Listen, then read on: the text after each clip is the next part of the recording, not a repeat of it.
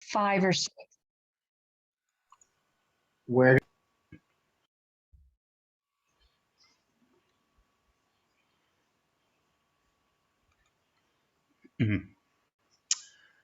Okay, hi everybody, and welcome to, and I'm going to ask Michael Crow to tell us exactly where we are, and later I'll fill that in.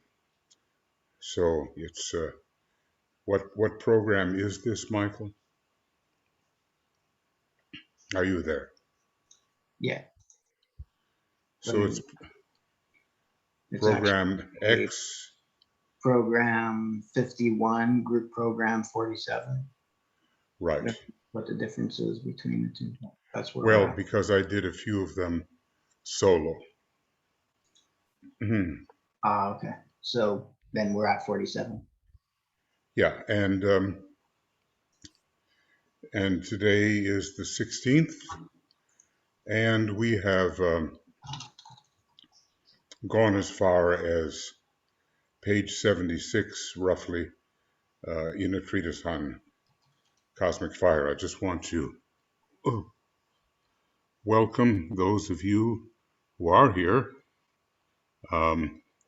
Still a couple of people in the waiting room, or Georgina is. And we have with us members of our communications team, Michael and BL and Joe. Yeah, and myself. Okay, and I just want to initially welcome you, Anne and Anne Parker, Catherine Pyer, and Chris Stronka, and Francois, and Georgina, you've joined us here in the main room. Heike, Bobert, and Jesse, yes, Karen, and Lorianne, and Martine Dupont, and Mayra, Nasa, Tia,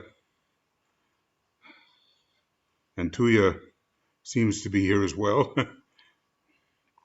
and Zenaidi, and Veronica. So that's the initial welcome. I would just have to kind of catch my breath here because I was not able to locate certain things I needed, but okay, BL and Michael and Joe are helping me find those things. So,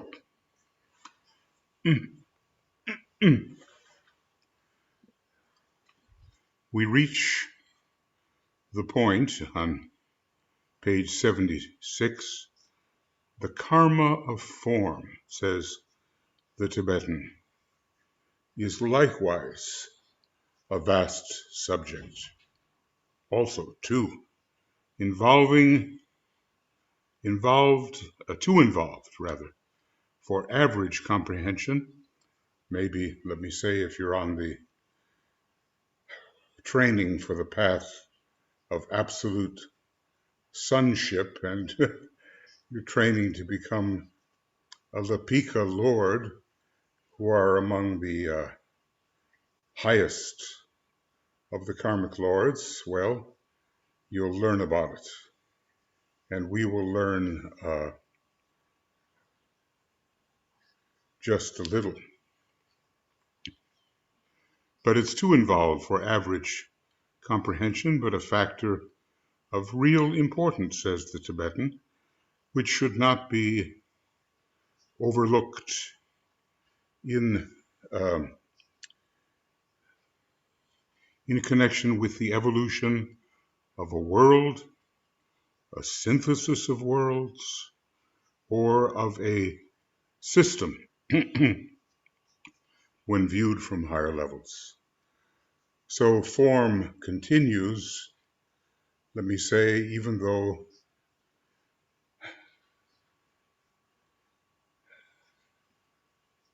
the form is subtle, and there are karmic factors to be dealt with formally on far higher levels than our ordinary uh, systemic etheric plane. And, what do I mean by the systemic etheric plane is just our normal etheric physical plane. And we usually consider that to be the form.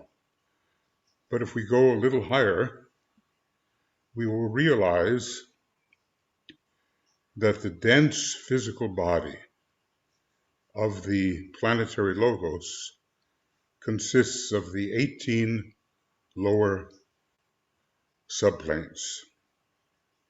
And the dense physical body of the solar logos consists of the 21 lower subplanes. And beyond that comes what for these great beings we would call the cosmic etheric levels. Now, I'll see whether I can do anything here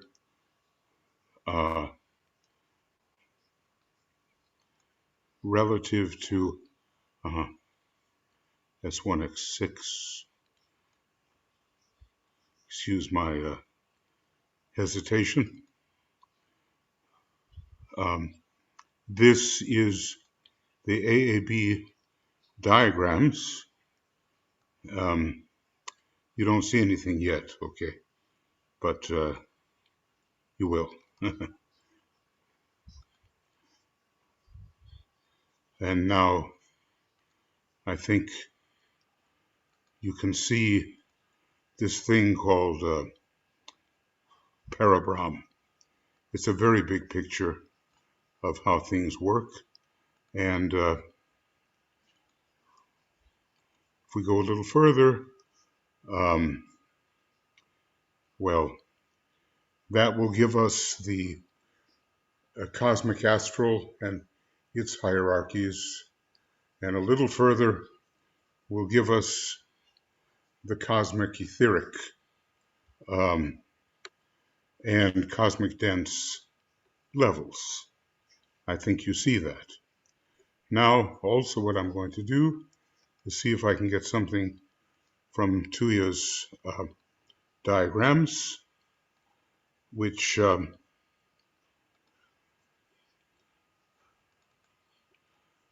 here. And I open this, hoping for the best.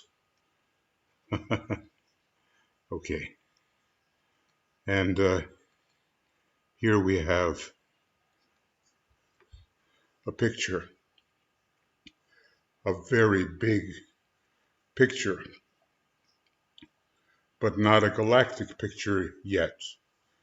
This is a picture of what is called a cosmic parabram. But up here, we also have the our local super cosmic one about whom naught may be said, and some of the constellations that are in it. And we are working, as you know, way down here, just to try to get a link going with the spiritual triad, that great impersonal sphere. Okay, so we'll keep these diagrams in mind as we proceed. Please excuse my sort of out of breathness. It's the result of not giving myself time enough to gather some of the things needed, because I have guests in the house and so forth, so things didn't work out quite the way I hoped they would, but okay. Now, going back. Okay. And we're going to share where we are in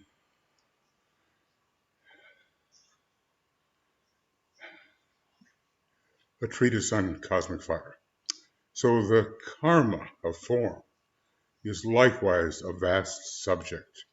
Just imagine what DK knows about these things and how selective he has to be when he decides what aspect of the ABC of these matters he can dish out to us so we can at least understand a little.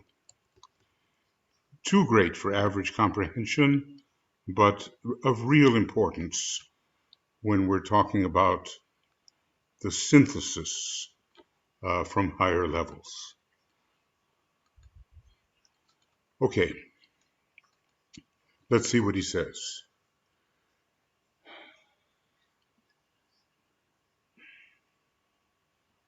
Everything is, in its totality, the result of action taken by, and notice this word, cosmic essences and entities in earlier solar systems, let me add, that have been 5.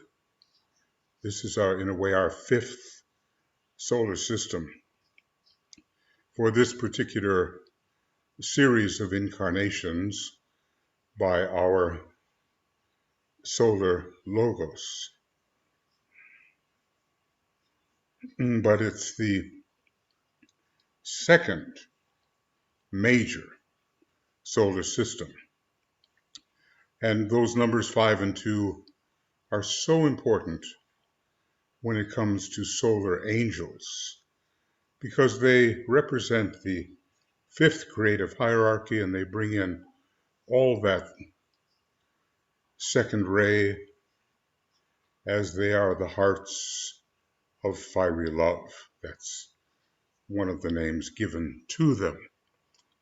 So it all comes cosmic essences and entities in earlier solar systems. And these, he goes on to say, which is working out through the individual atoms. Now let me add, we are, in a sense, one of those atoms. In cosmic fire, there are 4 levels of atoms that are fairly concretely dealt with. The atom of substance, the human atom, the planetary logoic atom, and the solar logoic atom. There are lesser and greater divisions which are possible, but he only touches lightly on those. He sometimes speaks of, taking from occult chemistry the so-called bubbles in the koilon, and they are a further subdivision, a certain number of them, creating the different levels of the little atoms of substance. So that is a division. Those of you who have the 5th ray and are interested in getting into the way form is really put together, you'll go to maybe the book, The First Principles of Theosophy by Jinara Jadasa, who was president of the Theosophical Society back in the 20s, and he wrote a very helpful little book that I would say, is easier to understand than the occult chemistry book that C.W. Leadbeater and Annie Besant made together. But suffice it to say, beneath all of our generalities, there are particulars which different types of students can study. So let me I'll just start alternating colors just a little bit, because I think sometimes it helps us, get a little clearer demarcation. We will, well, let's just say that we have on Makara a lot of written, detailed commentary on all these pages, but this is a different approach. So you can find those, and BL or Joe perhaps can put into the chat box where we can find the written commentary. Suffice it to say, you have more than enough to study, and so do I. And it will, in a way, never end, at least not right now, because we have to measure up to the possibilities, and that's going to take a number of incarnations. But let us be patient in these matters. We have really no other choice. Master DK did not become as he is by neglecting his studies. Hundreds and hundreds of years of studies and meditation and very practical service. And so that's the destiny that lies before many of us if we can be inspired by the idea. So Master DK goes on here. The effect of the personality ray upon the internal fires is therefore, in effect, the result of the influence of the planetary logos of whatever ray is implicated. I'll pause to say that on our planet, particularly the third ray, because the third ray, as you may know, is the personality ray of our planetary logos, and it will operate on that low level of fire we call internal fire, which is either latent or radiatory. We have to keep those ideas in mind, and of course, realizing that this section of the book will be studied maybe more by those who are scientifically inclined. So it's the internal fires.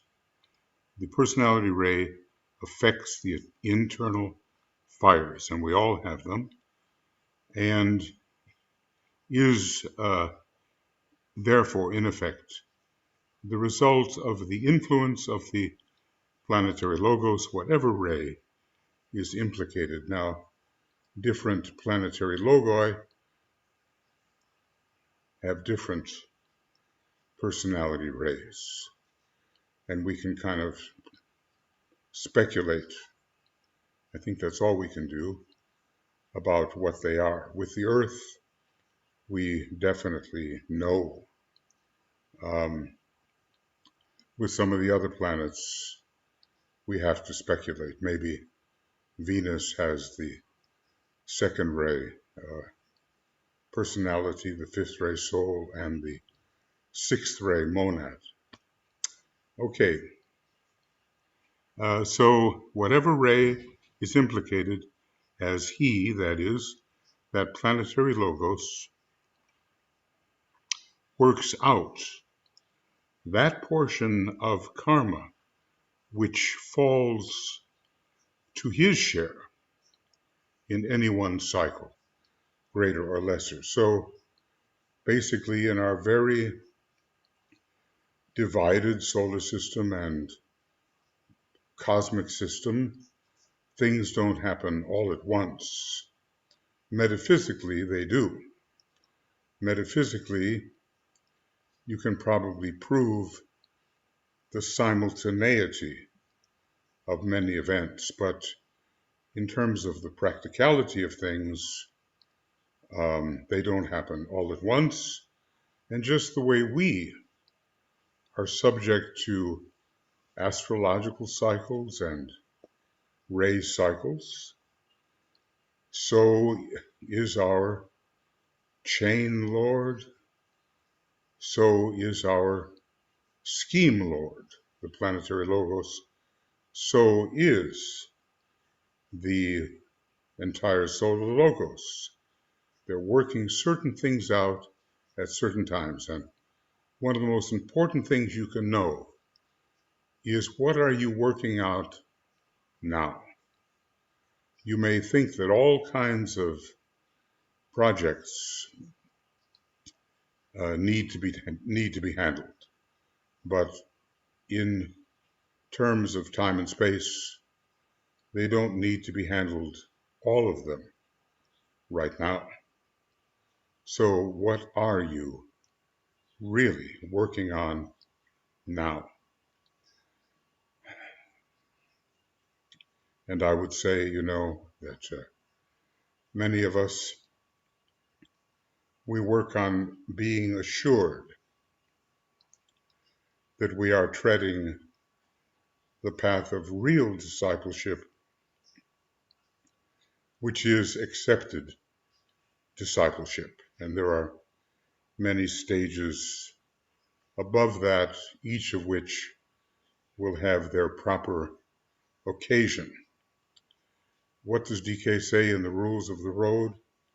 There is no rush nor hurry, nor is there time to lose.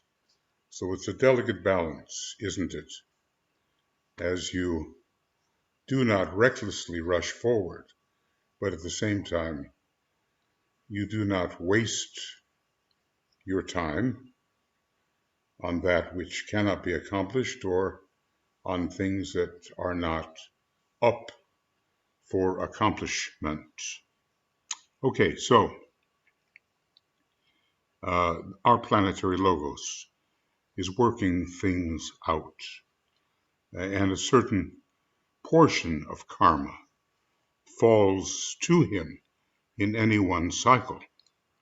I mean, maybe we could try to define what that is for our planetary logos, but on the other hand, maybe we really don't have any idea. But I would say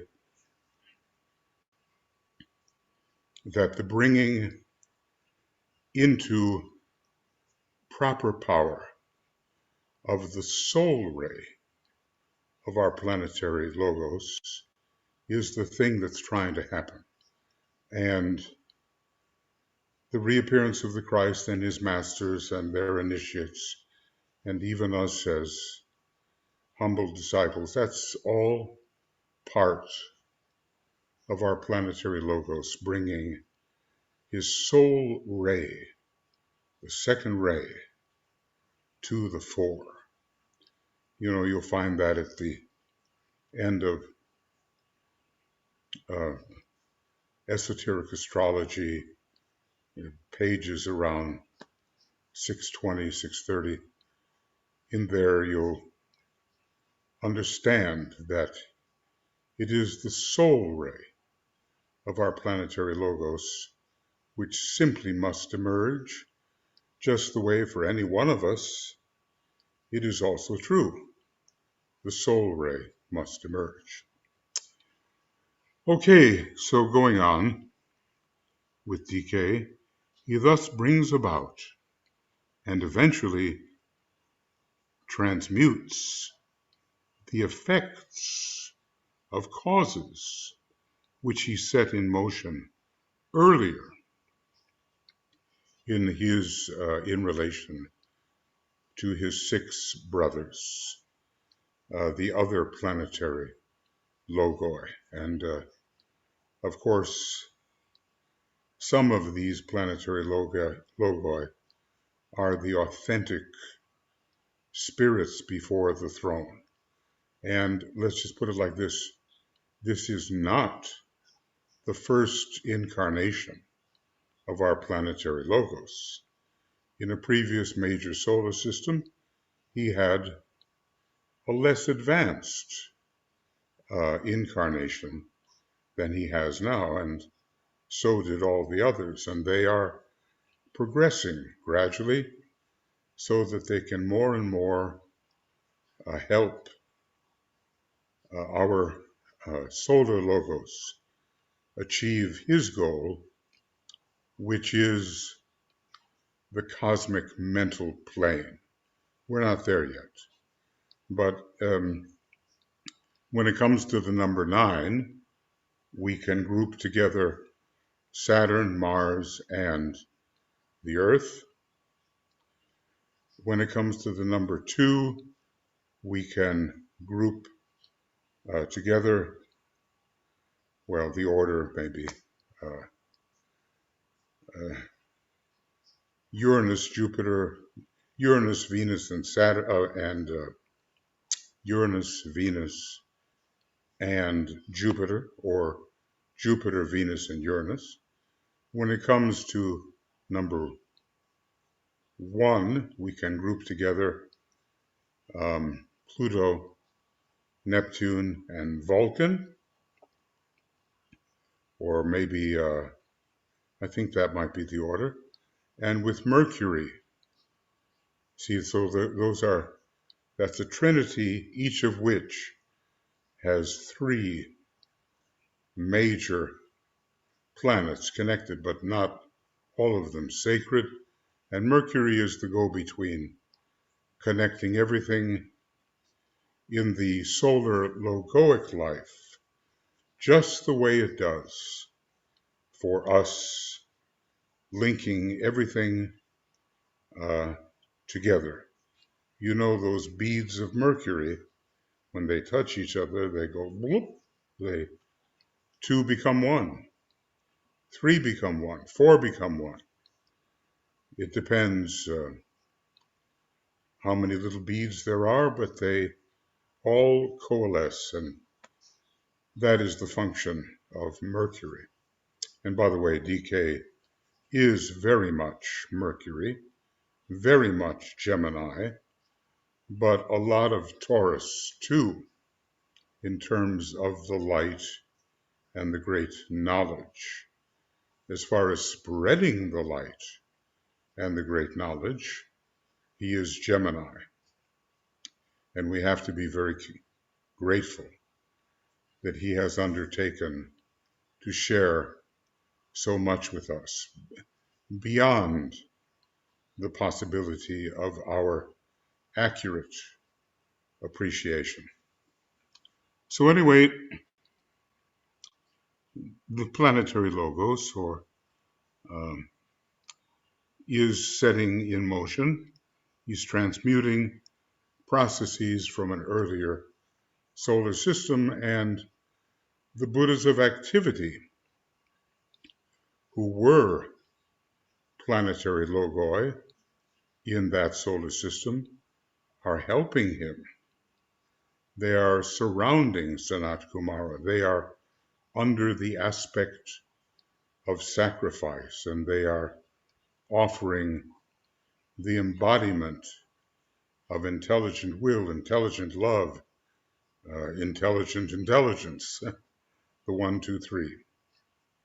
Okay, this is all big picture stuff, and when you study cosmic fire, you just don't expect anything other than the big picture.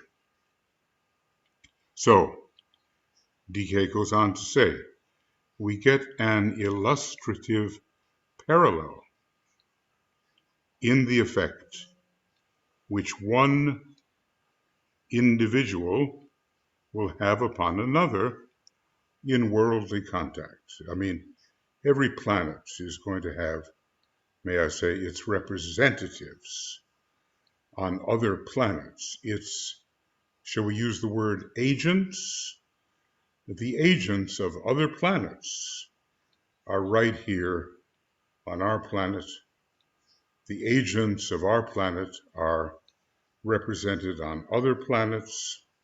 So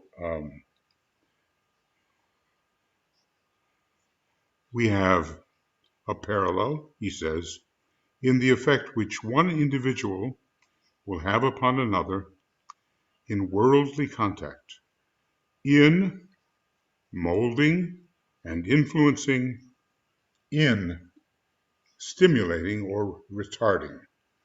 All of these different planets have different effects, and their agents right here on our planet have different effects. Now, you're not going to expect peace from Mars, okay? You're not going to expect conventionality from Uranus.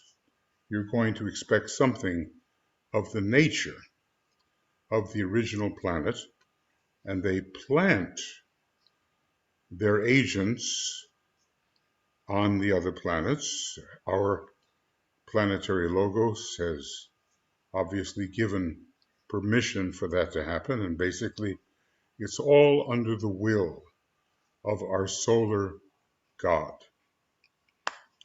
So let's just say, look, friends, we're in the big picture here.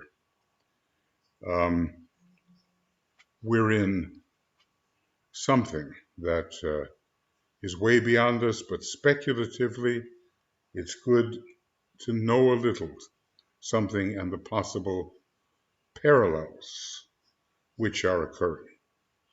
We have to remember, says the Tibetan, that all fundamental influence and effects are felt on the astral plane. Well, that's the plane of glamour, and work thence, from there, through the etheric, to the dense physical, thereby bringing matter under its sphere of influence, yet not itself originating on the physical plane. Well, you'll find out, and I'm sure you know, that there are so many people that basically believe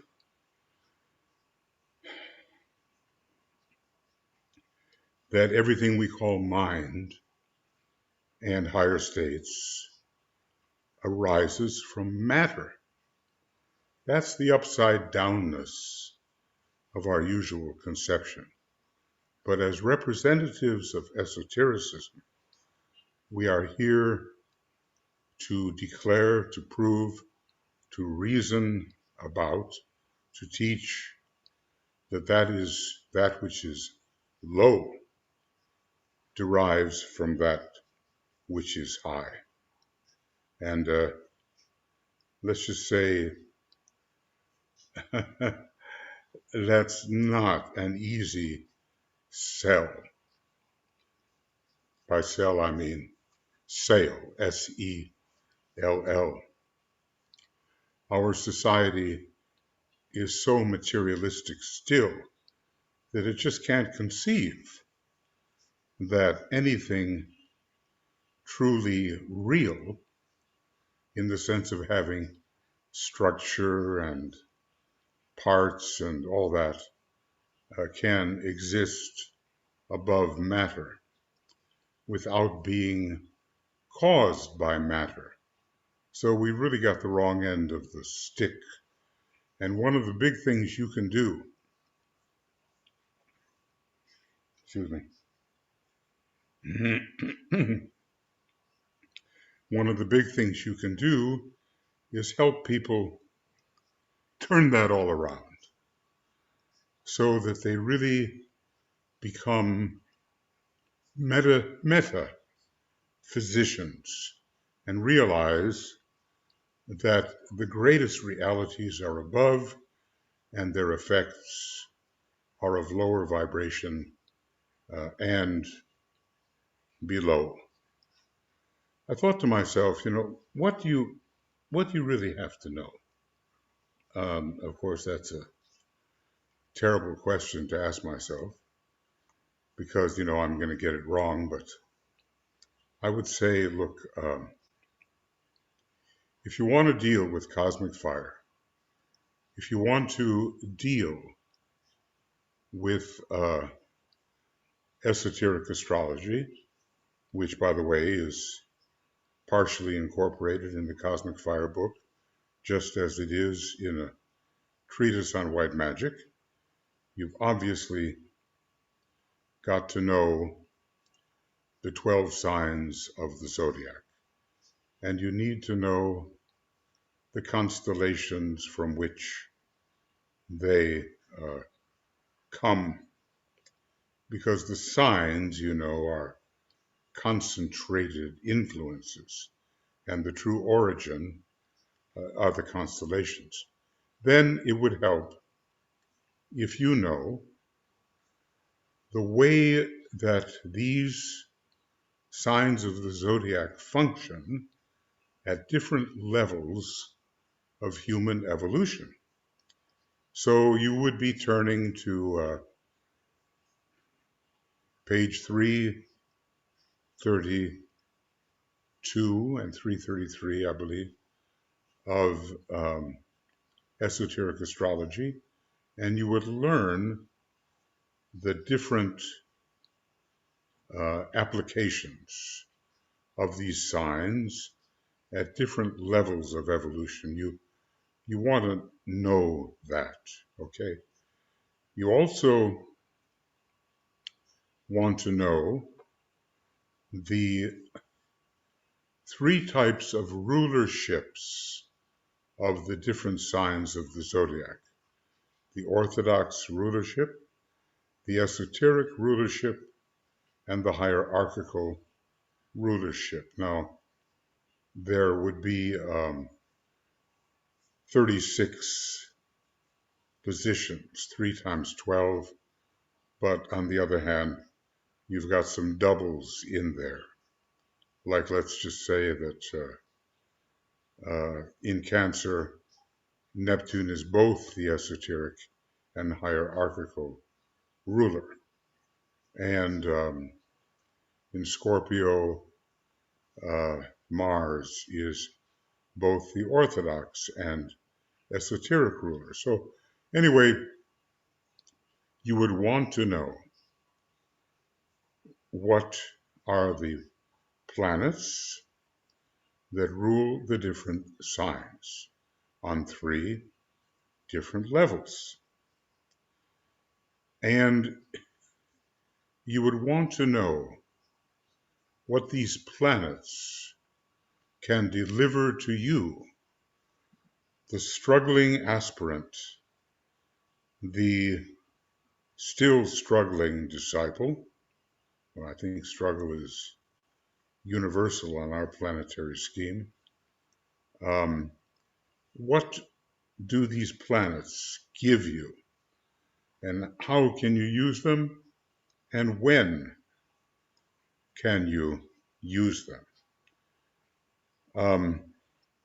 So basically, we've got the 12 constellations, i.e., signs of the zodiac, and we have all of those planetary rulers, which are useful at different points, and you want to know what you're using. Now, before I forget it, I've just got to say that one of the things you have to know is your next step ahead. As DK tells us about it, it's the constitution of man and the next step ahead. Like those are the two sine qua non. Without them, you don't have anything, because it just can't get practical unless you know what is your next step ahead. You also want to know something about the creative hierarchies, the 7 of them, of the cosmic etheric physical plane.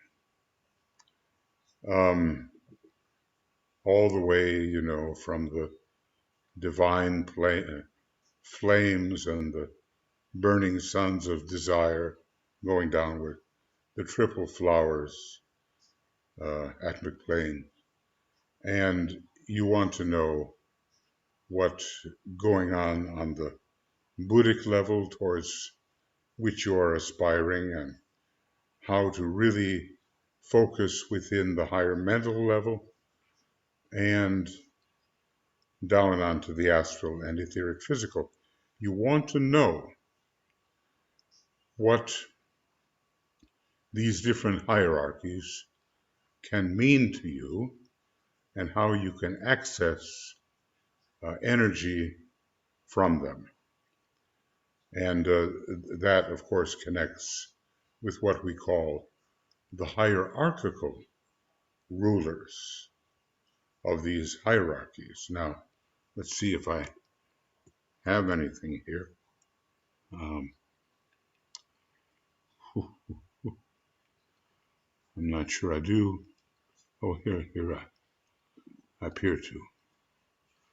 Okay, now so let me bring that into focus and take a look there. Well, they're the ones we're dealing with. Why are they called what they're called? What do their numbers mean? Why are the divine flames both number 1 and number 6? Well, 1 depends on where you start counting. Then we have the divine builders, or the burning suns of desire. And then we have the lesser builders of the atmic plane, the triple flowers.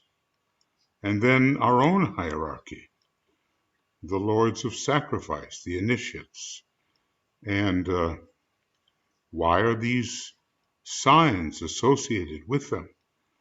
And then we come down to the human personality, which is ruled by Capricorn, and also has something to do with the influence of the solar angels on the mental plane. And why are these reversed? You would expect the Sagittarius hierarchy to be number 10 or number 5, but no, it's the Capricorn hierarchy, and we go down to the lunar lords, the sacrificial fires, to find Sagittarius. Well, this is quite a study, and we're not going to learn that overnight, but we're told that of the masters of which we are aware, Master DK knows more about these things, these creative hierarchies, the planetary rulerships, the signs of the zodiac, and all that, than any of the other masters. So when you deal and want to stay with Master DK, not everybody does. They maybe like something that has more of the KH vibration, but you don't really move into the ashram of a Chohan until you are assured that you've taken the second initiation. But if you work with Master DK, get used to the idea that he will present his knowledge with, quote unquote, meticulous entirety. Meticulous entirety. And about that you can probably read in Esoteric, sorry, Esoteric Psychology, Volume 2, around page 394, where it talks about inclusive reason, an advanced meditation formula. Now, if you're going to use advanced formulas, and maybe we all have to be related to all of them, you're going to find isolated unity as the most advanced formula, and maybe having a lot to do with Ray 1. You're going to find meticulous entirety or inclusive reason related to Ray 2, and you're going to find a big obligation connected with Ray 3, and that is the necessity to present attributes. It's called presented attributes. Now, for a long time, the Tibetan, or rather the Buddha, has been presenting the attribute of wisdom for a long time. And more recently, the Christ has been presenting the attribute of love.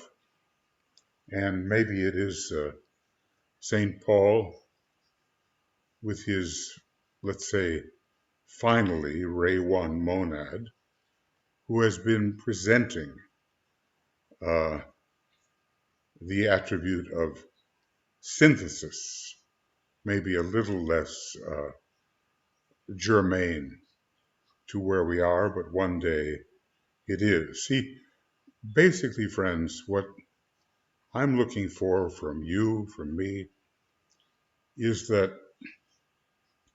the Tibetan has presented a huge sphere of knowledge, and it's highly, highly organized. And yes, as he says, you'll never absorb it all. You know, that's, I thought it's like aspirin for the second ray. Absorb it all. You'll never absorb all of it. Not in one life, etc. But I'm looking for the facility that you might develop in going from point to point in the teaching. But unless you have certain numbers, certain names, certain ray attributions solidly in your mind, that will be difficult to do.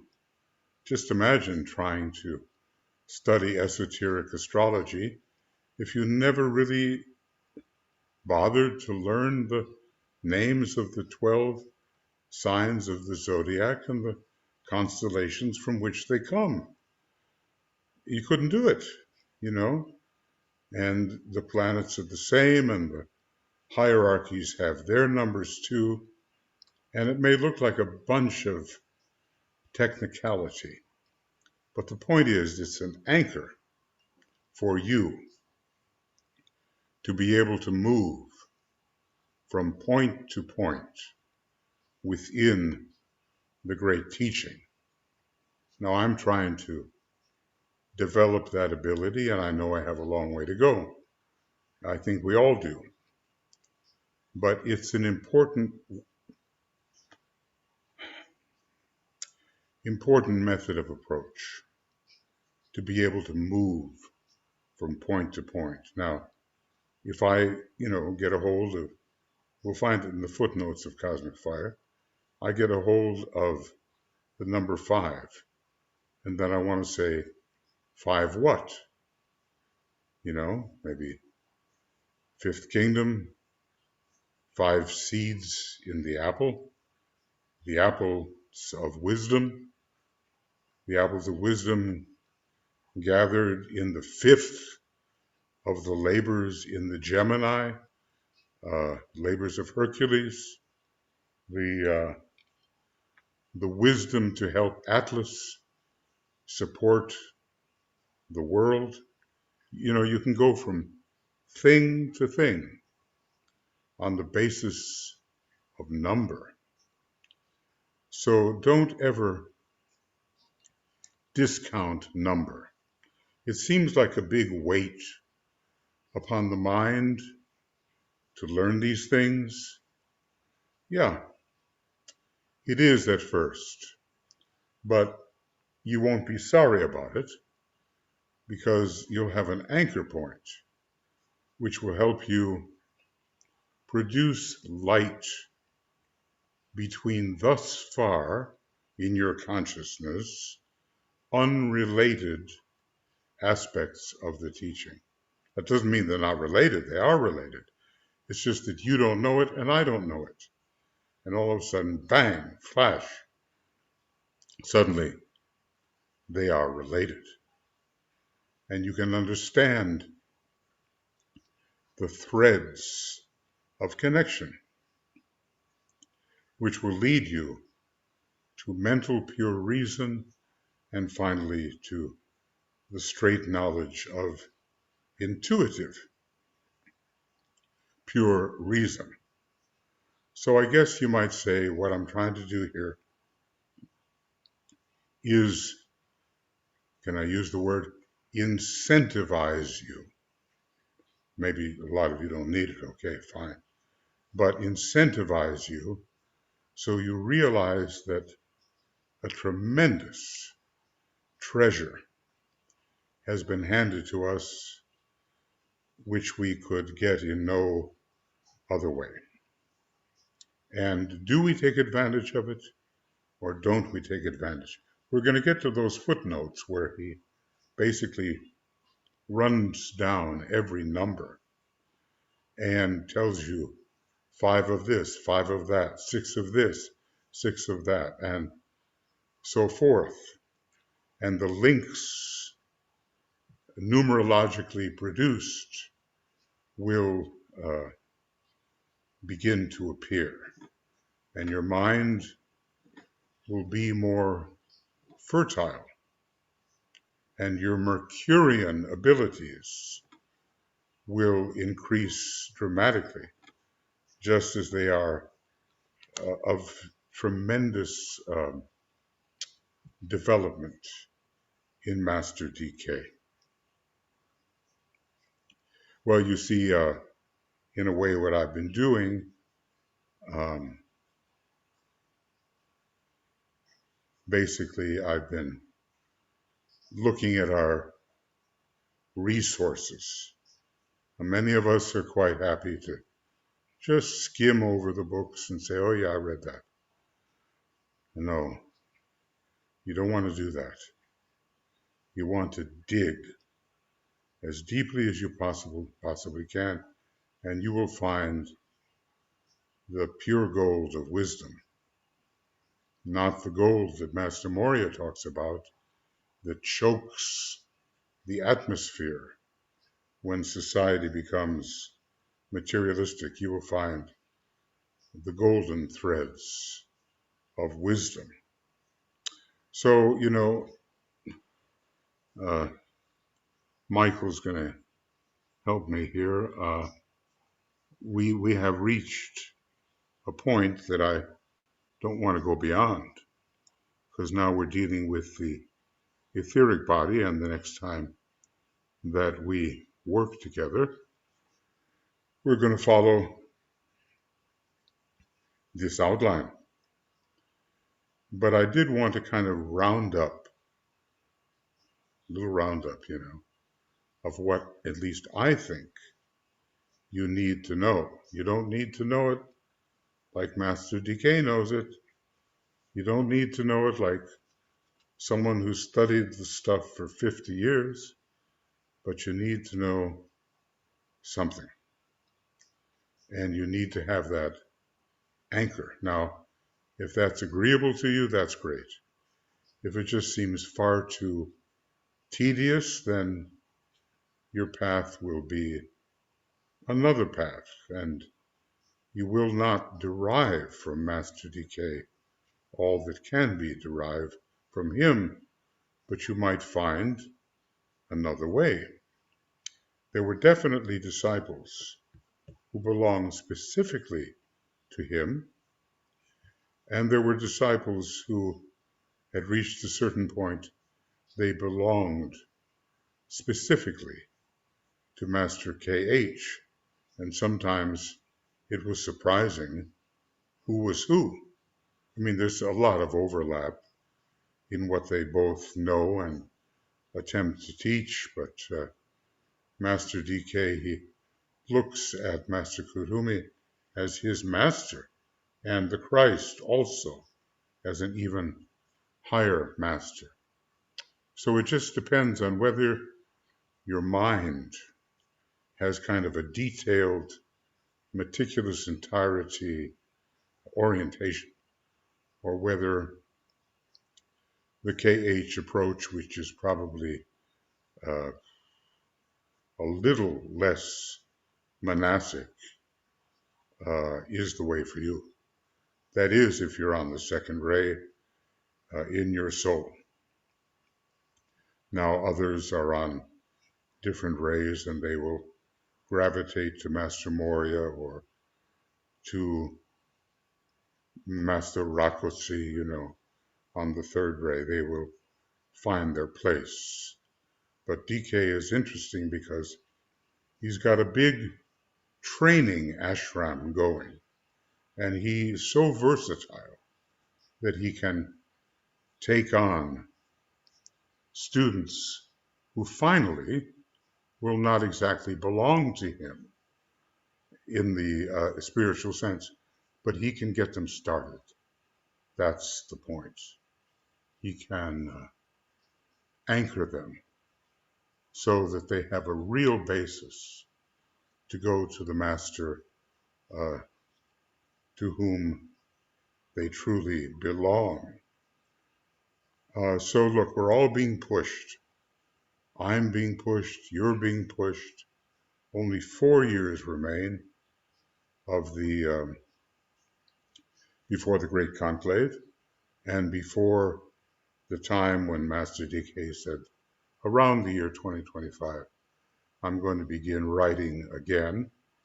We don't know how and through whom, but he says this series of bridging treatises to the knowledge of the new age is not complete. So some of you will definitely be around when that transition is made, and may we all pray for guidance and clarity in recognizing the real work of a master and not the work of the uh, claim makers and pretenders. I mean, I have nothing against people who are affiliated with the work and say, okay, I did this on the basis of the knowledge that I have accumulated. I wrote this, but then to claim the shield that the master wrote it, that's a really big step, especially if in your heart of hearts you are not really sure, but you're kind of, as they say, uh, whistling past the graveyard at night, to keep those haunting thoughts away. So at least let us make no claims. If we have something interesting to say, we put it under our own name.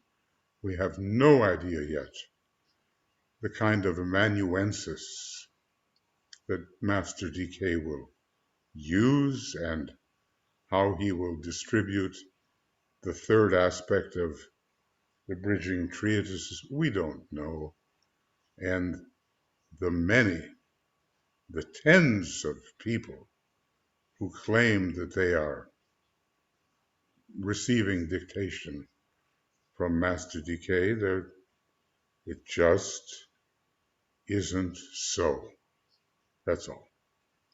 It just isn't. The time is too early. It's coming up.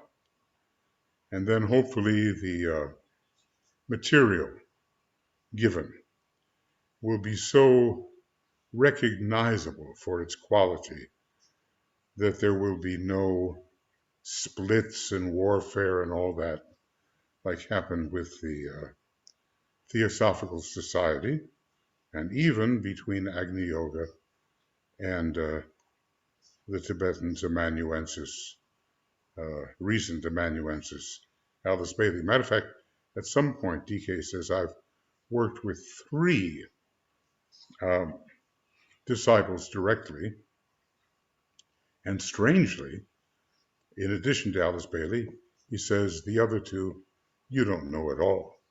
So he doesn't even include Madame Blavatsky, for whom he was a serious guide and provider of material that Blavatsky could use. So it's time for many of us to have a life reorientation and to get our sense of values on the table so we really know what's important to us and we follow it. Okay. Easier said than done, but worth the apparent sacrifice. Okay, and when this program is over, I'll hang out a little bit with Michael if he's still here, and I think what will the next one be? Program 52, and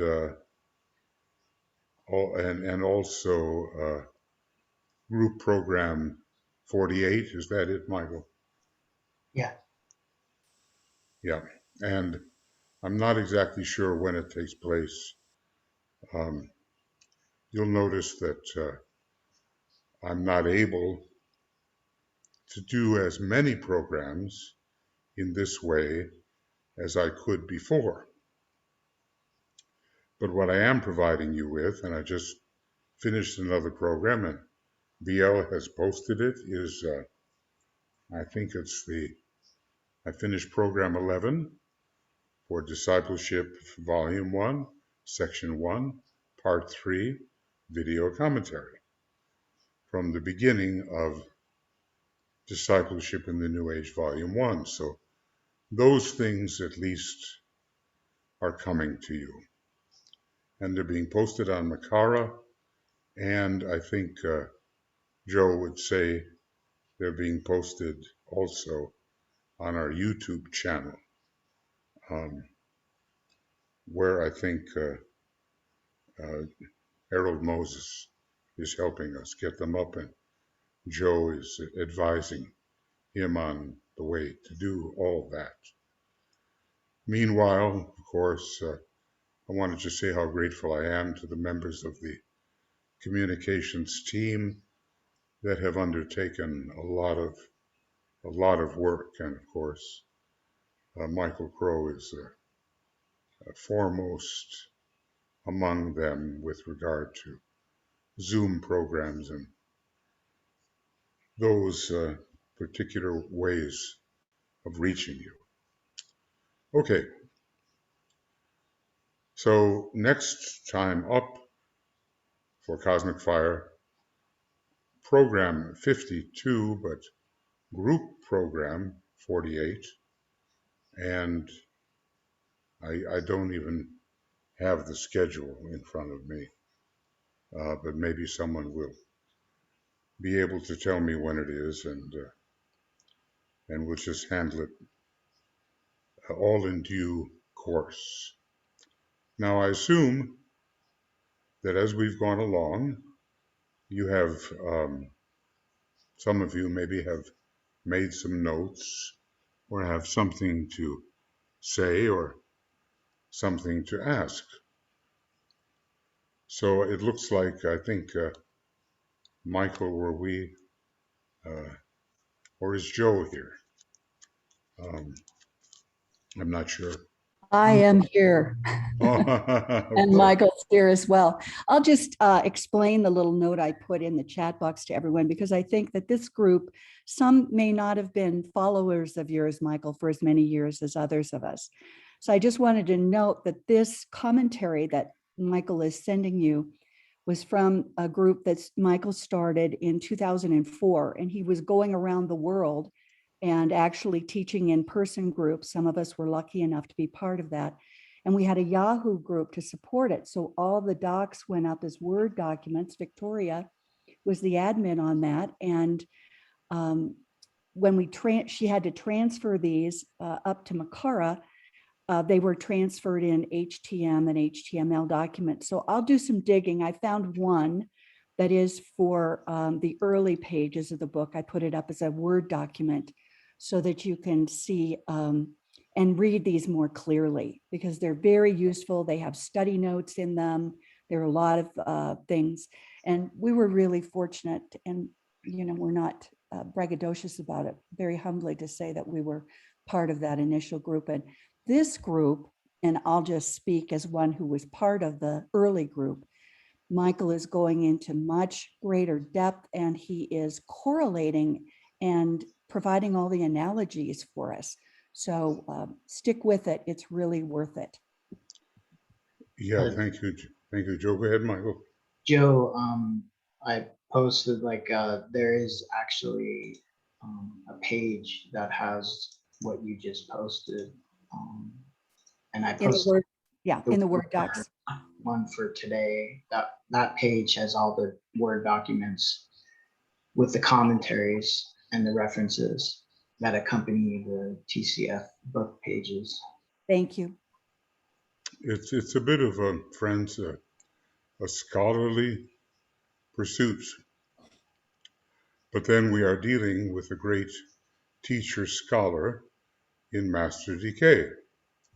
So if we want to take advantage of what he has offered, like he says, look, I don't know what you're going to do with all this, he says. I don't know whether you will really take advantage of what I've given you or take responsibility for it. His job is to get it out there for us. Our job is to adjust our sense of values so that whatever process made a Master DK, we can, some of us who wish, we can follow in his footsteps and maybe one day much more fully understand.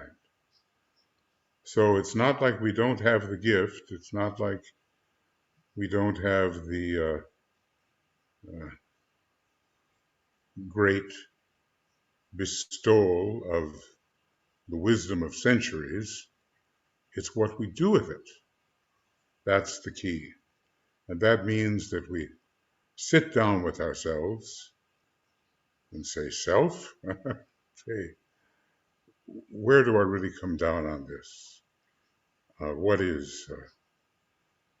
do I want, really, from the ageless wisdom? And what do I want to give to the ageless wisdom? And what is my best way to do it if I'm a student of Master DK, wherever I may end up, in terms of my home ashram,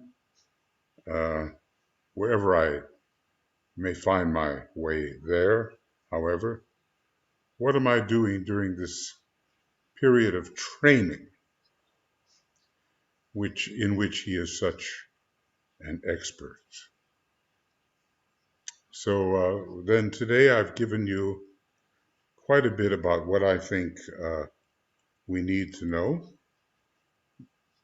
Now, I just didn't want to charge ahead into this next section about prana and the etheric body and prana, because, let's not mix too many things.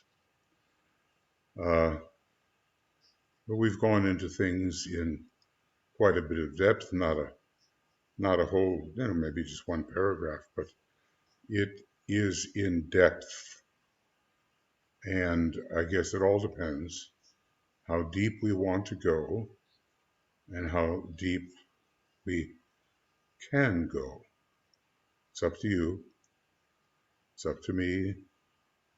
And the opportunity is surely there. Now, I don't care who fields any questions for this. If Joe, you're used to it, and Michael, you can say whatever you like, and maybe there's just nobody that wants to talk or question, but maybe there is. So this would be the time to do it. I think Michael Crow, you can just step right up. You're the man. Okay. Just so you know, if you open up those comments and scroll to the top, you can click on the link that downloads the doc instead of the HTML. It'll open an HTML document, but if you scroll to the top, there's a link that says download the DLC file. So you Is don't this have under chat? Is this Yeah. under chat? Yeah, you don't have to convert it. As Joe just put Okay, it. FCF comment 1/3. Well, I've gone farther than that. Right. That was just something she had pulled up. So I'm on 1/7, yeah, or the end of 1617. the end of 1/6. Yeah. 1/7, the end of 1/6. I'm going back to see the comments we got. Yeah. Okay. If there's anything So that Heike says nearly everybody knows in the beginning was the word, and that's usually a good anchor to start to talk about how this is real. And this was in reference to when you were talking about everything is manifest from the higher to the lower instead of from the matter plane. Well, the word is the soul. The soul is the repository of the word, not the final word, but maybe the monadic word of power is the beginning. But whose beginning? The beginning for us, or the beginning for the whole solar system, or the beginning for this latest instance of a universe? Always the word will somehow arrange relationships. And what we have to do is align with that word. We have to find a way to get a sense locally, personally, individually, what the word is. What is it for our planet? We don't know, but we have some hints. What is it for our solar logos? We don't know, but there are some hints. When a great cosmic essence or a cosmic being is becoming something, it becomes a certain relationship according to the word which it sounds. So, I like becoming rather than creating. Creating sounds a little distant. Here are your hands, and with your hands you create, but becoming is very interesting. So the great, whatever cosmic essence it is, becomes the lower arrangement of itself. And that can be individual or planetary or solar logoic or cosmic or supercosmic and on, the becoming, the investment of the being of the cosmic essence in the entire pattern which is generated. See, our problem about God transcendent is that God seems there and we are here, and that's a miserable, concrete-minded solution to man's relationship to God. Here we are, some kind of cowering little nothing, while God is absolute in its power. But that's not how it is.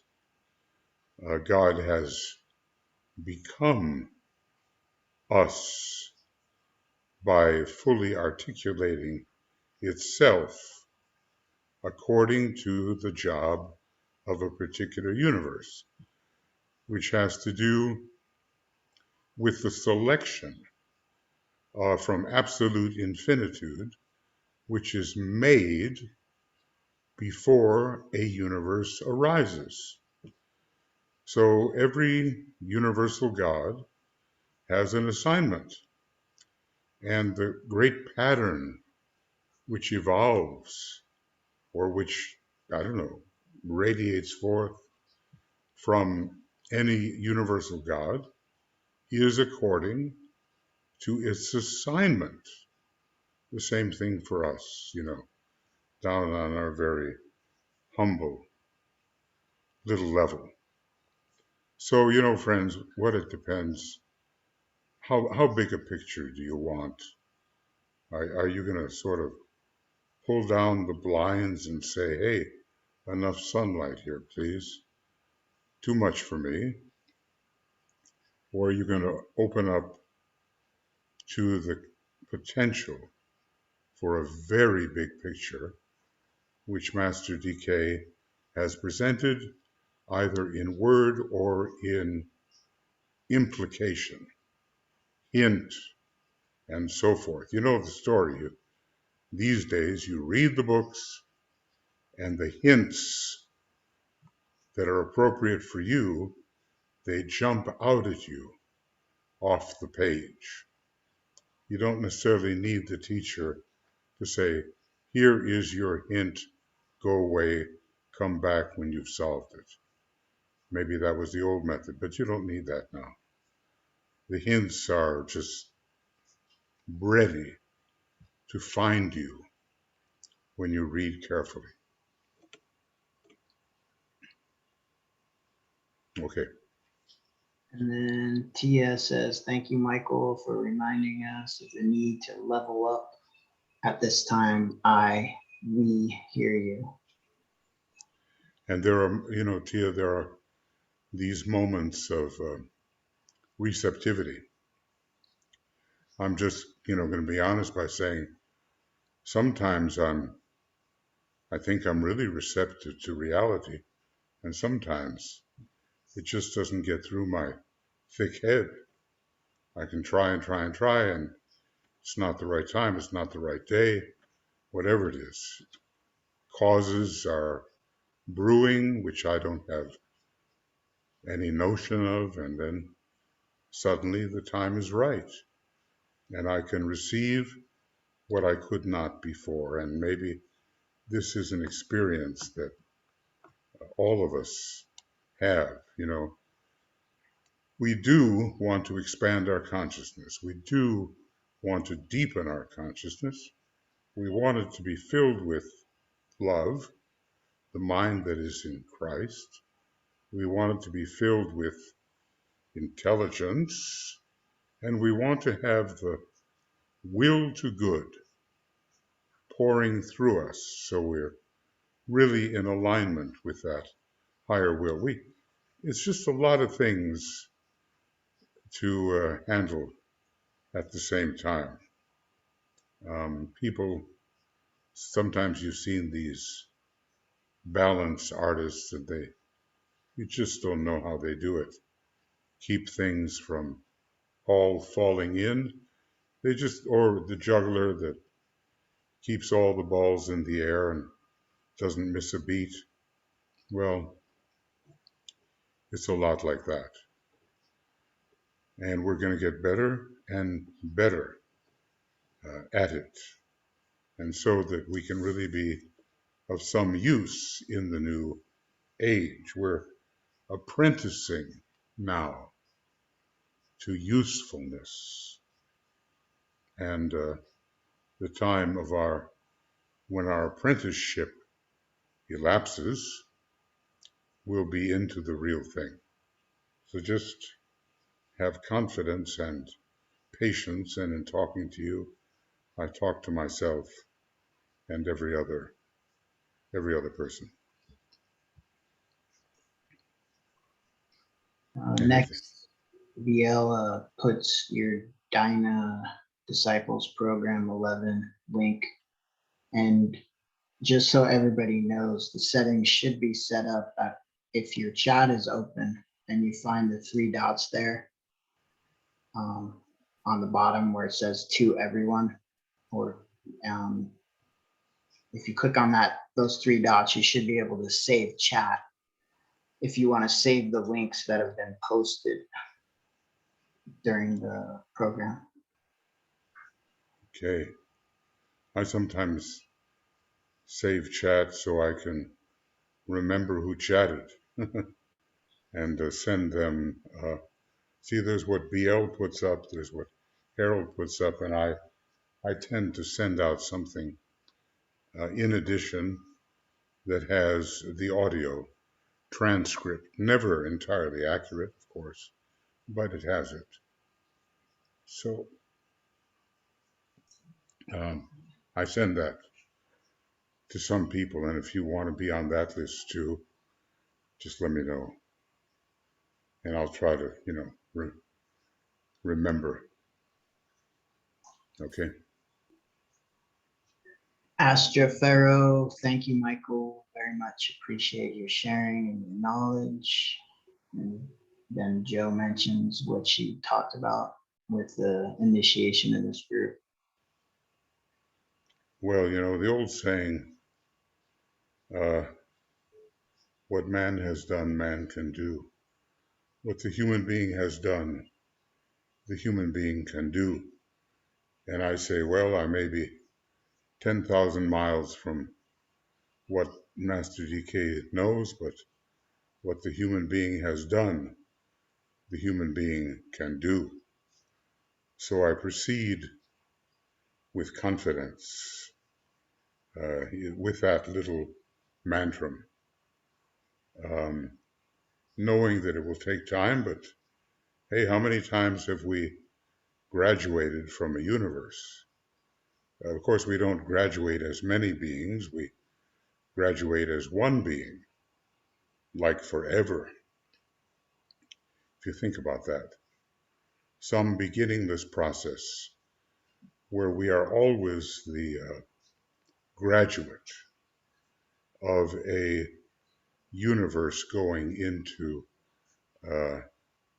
Mahapralaya, above and beyond itself. But when you start to think in those terms, well, it's mind-boggling, but if we dwell on it, maybe something comes through which is convincing in its truth value. If we can do that, but we have to have the confidence and the persistence. And of course, everything that I'm saying to you, I am saying to myself. Absolutely. I don't stand before you as one that has done all the things that I realize are valuable. I simply realize the value, and I have some accomplishment and lots of good intentions, which are hopefully not paving the way to hell, as they say. So I plan to carry things out. What else? Anything? Michael, why don't you read Anne Veronica's question? I think everybody else can read the comments. What am I missing? And Veronica asks, can you please explain a bit more about the creative hierarchies and their rulers? You said through them we can come in contact with their energy. For what reason? Healing a kingdom, in full moon meditation. What else? Well, every hierarchy is kind of um, the ruler of a particular kingdom in nature, or the ruler of a particular point of tension in which certain things can be realized. Now, right now, we're dealing with the fifth grade of hierarchy, which is extremely self-sacrificial and has come down very, very low to boost man up. They really are hearts of fiery love. But as we become masters and high initiates, we're going to get more and more into the spiritual triad, which makes of us susceptible to the hierarchy of triple flowers, or they're called lesser builders, but for us, they're very, very high, and whole new avenues of experience open up. It's really about what levels of experience can we uh, experience, prepare to experience. When we become Chohans after the fifth degree and can focus within the monadic plane and focus within that hierarchy called the burning suns of desire, and also, excuse me, divine builders. Well, then a whole new stratum of experience opens up before us. A master cannot know what a Chohan knows, and a Chohan of the sixth degree cannot know what a seventh degree Chohan knows when they unfold consciousness on the logoic plane. And there is at present a movement of a certain hierarchy. I guess it's called veiling the Christ. And oh, wait a second. Let me see if I can get this going here. There we go. Well, I should probably be able to make it bigger, but I can't right now. At least I don't want to fuss around with it. So anyway, here are veiling the Christ under Neptune. Well, that hierarchy is not yet totally liberated onto the cosmic astral plane, and it's moving that way. And even the divine flames cannot know what is the experience of this fifth creative hierarchy in the higher sense. What does he say here? The fifth creative hierarchy is on the verge of liberation. What is liberation? Liberation is freedom from the cosmic, physical, etheric plane. That's liberation from the point of view of those high beings. It is active on the intellectual plane. Well, you kind of wonder, what is that? but at least it takes us into the number 5. And at the same time, it takes us in relation to the number 7. Now, the number 7, playing with numbers, okay? The number 7 from the bottom is the logoic plane. The number 5 from the first of the liberated hierarchies is the 5th one down from the Pisces hierarchy, which is number 3.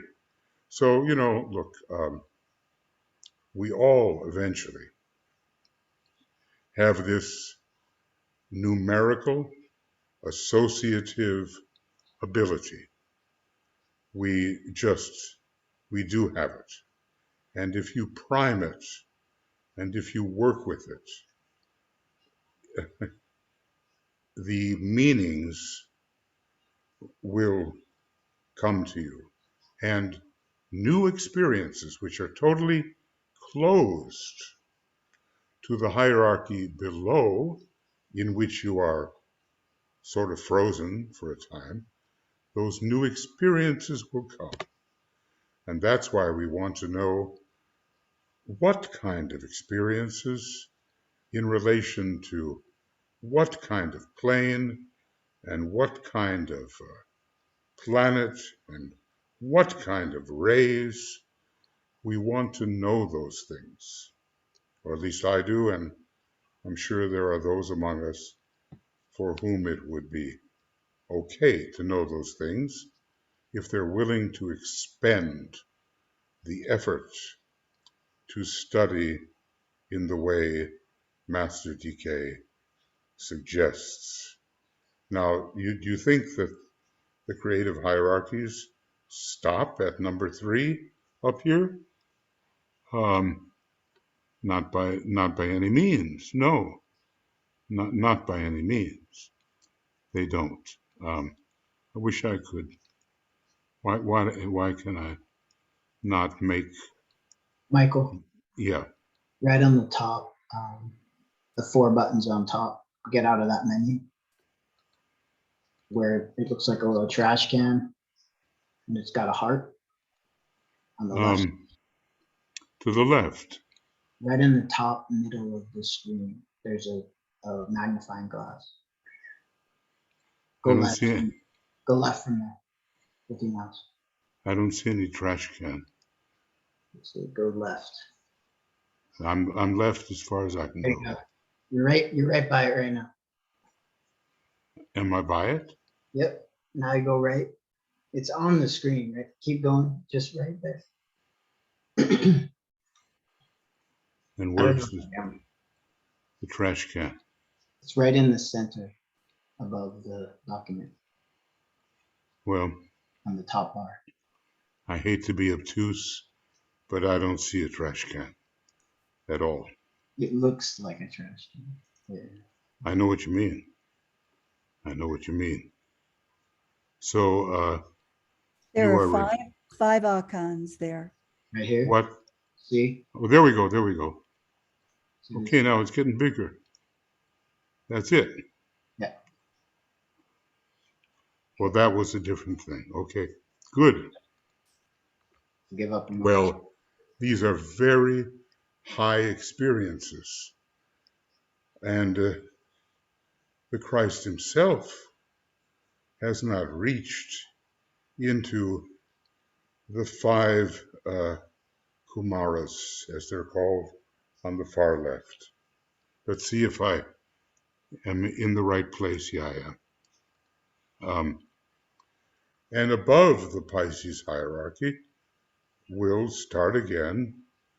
Aquarius, and Capricorn, and going backwards. Sagittarius, and on and on and on it will go. Greater and greater lives, greater and greater points of tension that are revelatory. We have to be humble.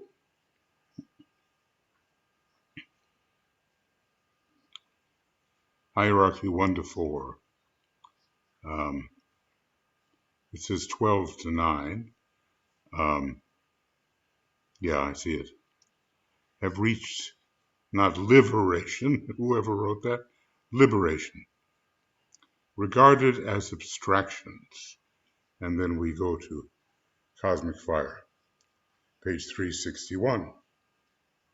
So, all right, we're not realistically, this is beyond us, but conceptually, we realize that greater and greater experiences open up before us when we can tune in at a point of tension which is appropriate to a particular creative hierarchy and stay there. Now, most of us, we can tune in on the mind. We cannot even yet tune in ongoingly, persistently within the causal body.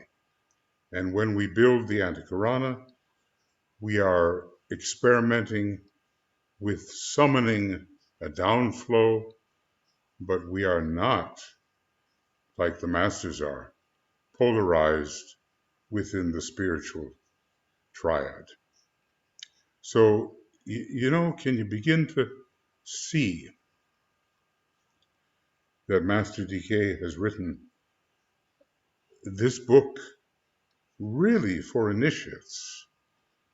And maybe it's also true of the rays and initiations. But there's something about what is said that does sink in at our own level if we remain open and as persistent as we can be.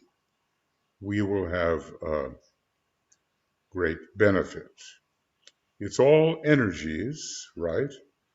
And the divisions of those energies into particularized modes of interaction, particularized energies, the 12 signs, the 10 planets, and maybe more.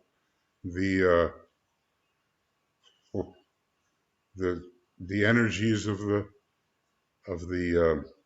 chains, and the energies of the three great Father, Son, and Holy Ghost, and it's all strands of energy. And what can I show you that I have shown you before? I know. I want to show you something. Um, it would be from esoteric astrology, and the word would be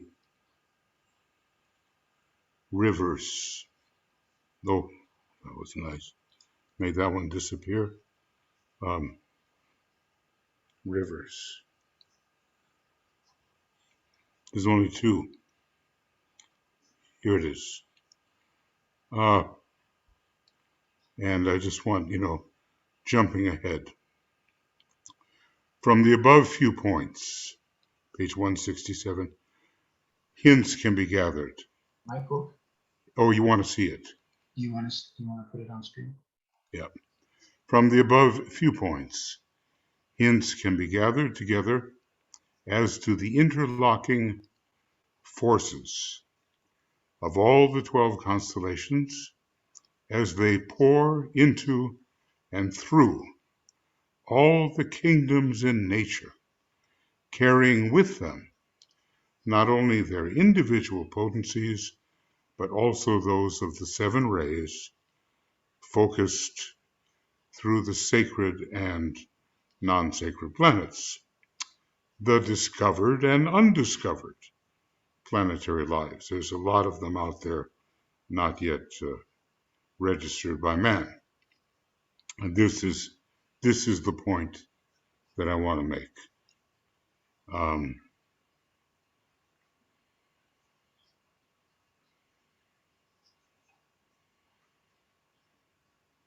well, maybe that'll do it. And I want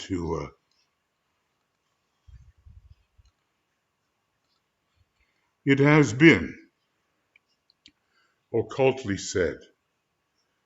Now, listen to this, because this lies ahead of you and of me. It has been occultly said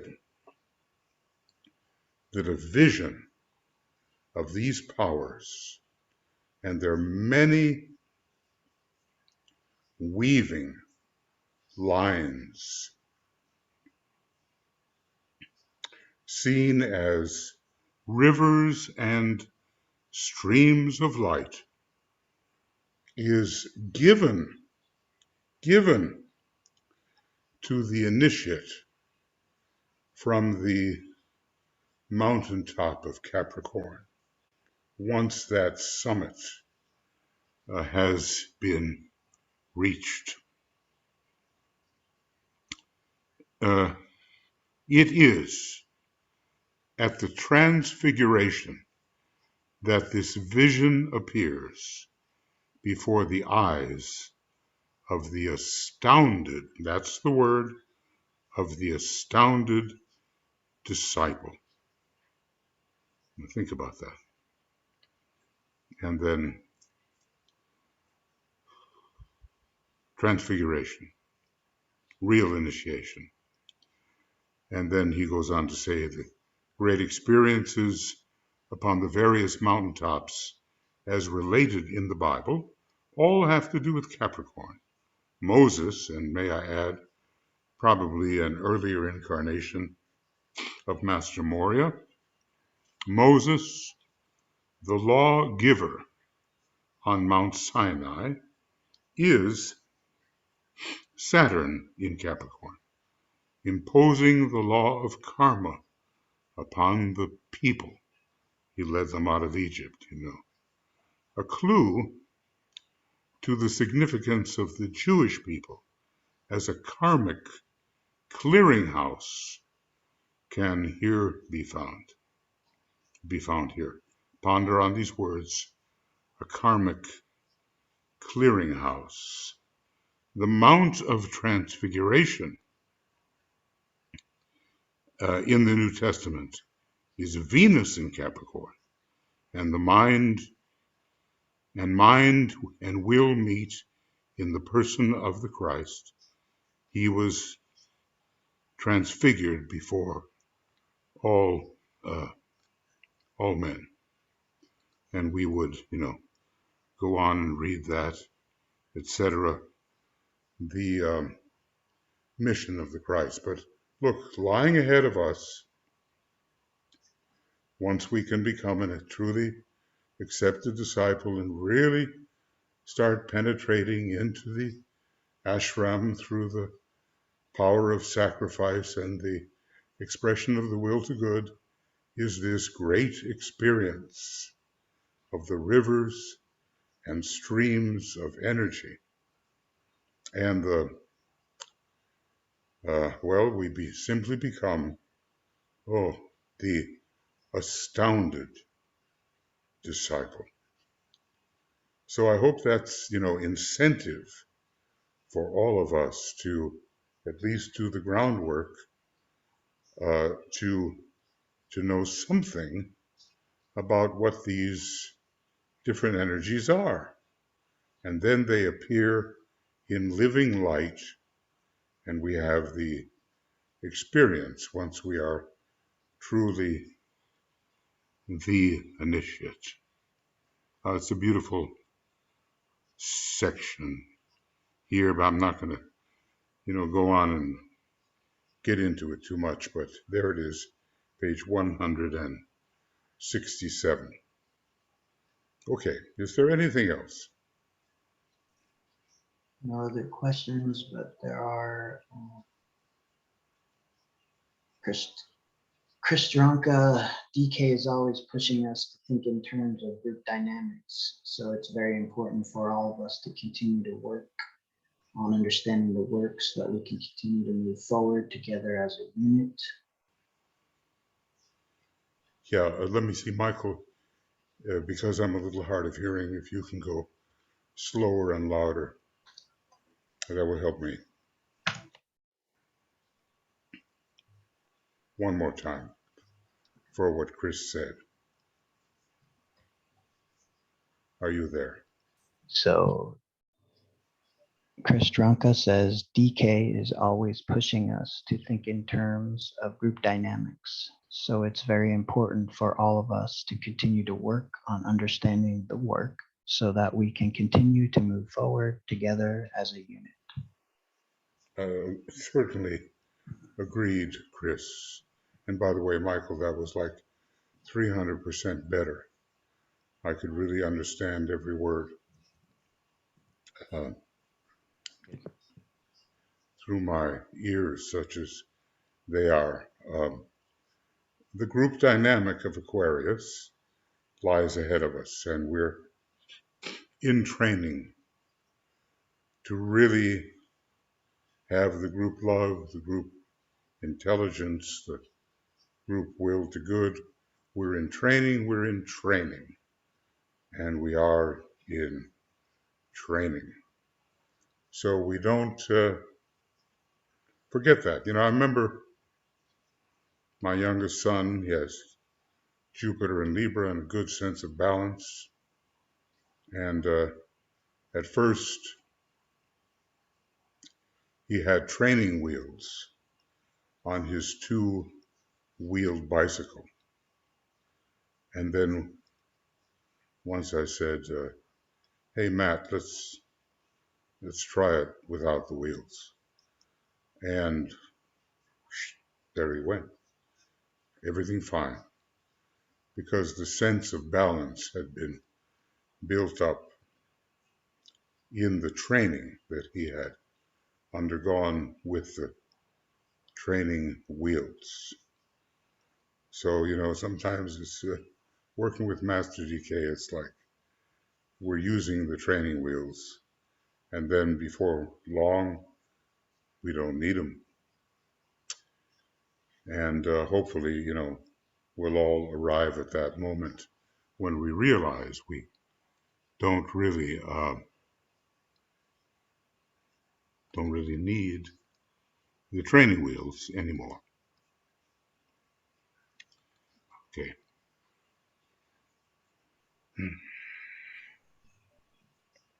I think that's it. That's it? Yeah. Okay, that's it. And Joe, do you have when our next Cosmic Fire meeting is? No, I do not. I imagine it'll be the first week of August, but we haven't got Tuya's schedule yet. Oh, we haven't gotten the big Yeah, schedule. I don't know that it's fully formed yet. Maybe it's not made yet. No, it's We, not. we do have the weekly schedule, but well, Tui and I are trying to give you what we can give you under the circumstances. But I think you can understand this, how magnificent a book is A Treatise on Cosmic Fire. Even though we are in the scientific portion of it.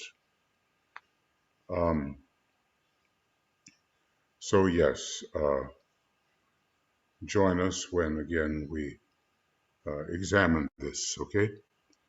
And you will pick things up, and it will add to the depth of your repository of knowledge. So look, Michael, and well, whoever on the communications team wants to help me, I want to locate that S1, S6, and S1, S7. Yep. So you hang around for a little bit, yeah. And we can dismiss everybody. You are welcome to go now, and I'll try to be to start a little earlier. I don't think I will. I won't have guests but for another few days. So, things will become easier to find. There are so many things that become difficult to find. So maybe we cut off now we cut off the recording, but I'll stay on, and Michael or Joe or Bill, if whoever wants